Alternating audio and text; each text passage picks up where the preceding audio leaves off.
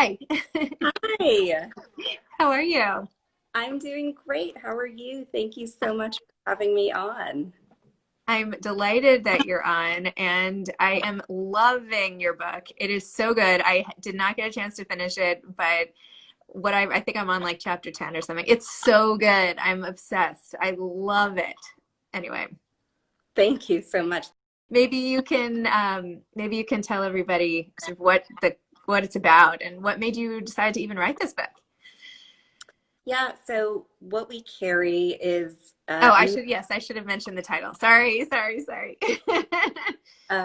what we carry is a memoir about mothers and daughters and our fraught relationships and what happens when you're in that juncture of caretaking and parenthood and re-examining the past in the context of your present and your future. And I actually never intended to write a memoir. I never thought that was in my plans. I'm a fiction writer, and I was in the middle of working on my second novel when my mother, who was diagnosed with early Alzheimer's, was in need of urgent care. Um, and I brought her home to live with me and to be her full-time caretaker. It was not an arrangement we had ever discussed. It wasn't something I had anticipated doing. And my life basically changed overnight because I was suddenly in the throes of caring for someone with dementia while also caring for my young daughter. And as a coping mechanism, I began writing Facebook posts just to frankly try and maintain my sanity, but also to try and capture the time with her, and to sort of stake my claim on her and our time together, which felt like it was constantly slipping from me. I think of Alzheimer's really as a kind of thief in terms of what it robs us of. And these Facebook posts became a way of documenting her and our time together, which often we would have these lovely experiences where I would see her in a new light. And anyway, an editor happened to see these Facebook posts and contacted me and said, I think there's a book here. And I said, oh, I could never write a memoir. And that I wrote, I think, the first 70 pages. So clearly that editor was right. Go editor. The editor has the right job for her. That's Wow. right. Well, that is such a sad and touching story about your mom, but how beautiful to give her a tribute by writing about your relationship. I mean, you also, in the book, she's so real. Like you really, I mean, I don't know what she's like and what she actually is like, but in the book, she is such a clear character who you can sort of see and imagine how she would respond to things. And you do such a good job of that. So that is, I don't know, I think it's wonderful. Thank you. I'm thrilled if you come away with a sense of what she was like as a person, because she really was such a strong character, I think, to anyone who met her. Um, she was an Indian immigrant and was maybe 5'2" in height, but There's had, nothing wrong with being 5'2".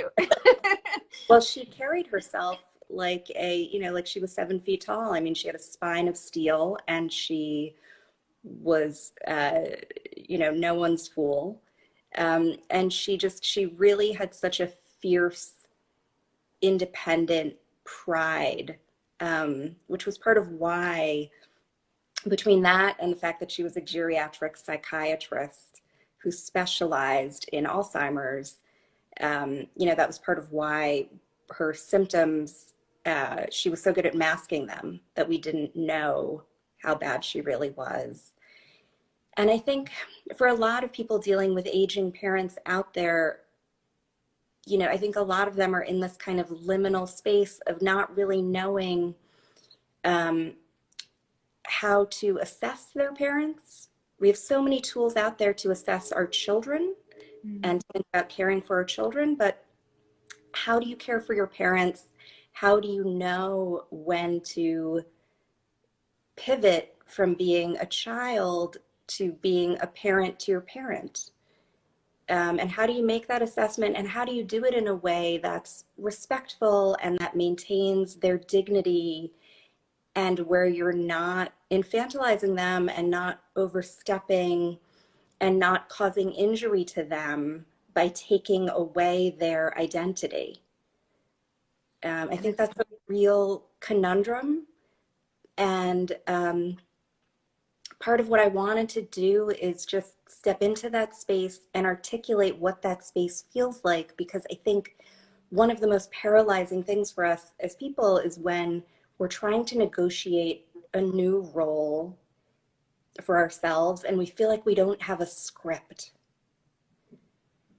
or the existing scripts don't apply. I mean, I remember thinking that when I became a new mother, that there's a script I'm supposed to have here that's been modeled for me on TV shows and in movies, and that script is just not applying to my life.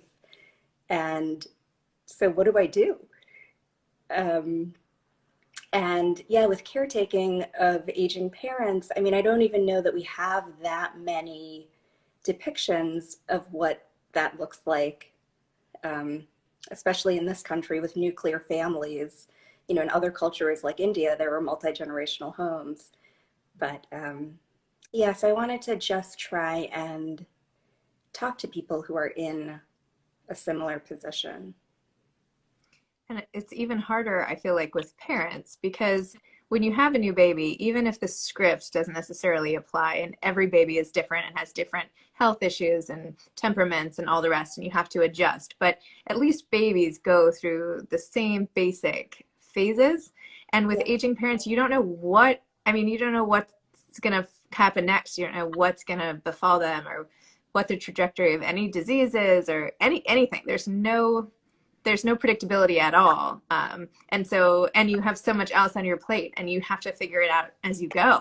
So I feel like it's in a way, it's almost, and you don't necessarily always have all the control. I mean, older, people who are older still have very strong opinions as opposed to babies who can't talk.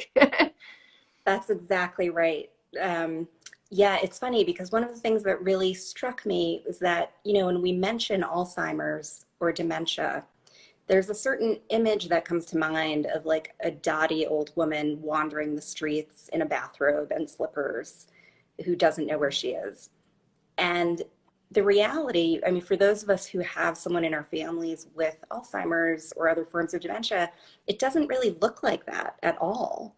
So, yeah, I mean, to use your comparison to parenthood or motherhood, if you had a baby or a toddler who wasn't doing any of the things that come to mind for babies and toddlers, it would be very disconcerting. And so, yeah, the actual reality of how Alzheimer's plays out in people can be so um, can be so full of variations and surprises and good days and bad days. I remember thinking of my mom as sort of it felt like a game of mood roulette with her, where um, the ball would always land on a different square.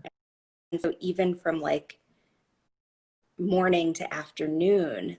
So just yeah, in terms of like there being a caretaking end, there's also no scripts. You're exactly right for our timeline will look like. We don't know what the trajectory will look like. We don't know what milestones to look out for. We don't know when we should intervene or what exactly, you know, there's no like dramatic point where you suddenly think, oh, they've reached this milestone and therefore it means X. So you're constantly having to renegotiate. Well, have a great weekend, and thank you for your book. And everybody should read this book. Can you hold it up one more time? What We Yeah, Carry. It's so hours. good and so moving. Okay. Have a great weekend. Thank you. I Okay. appreciate it. Bye.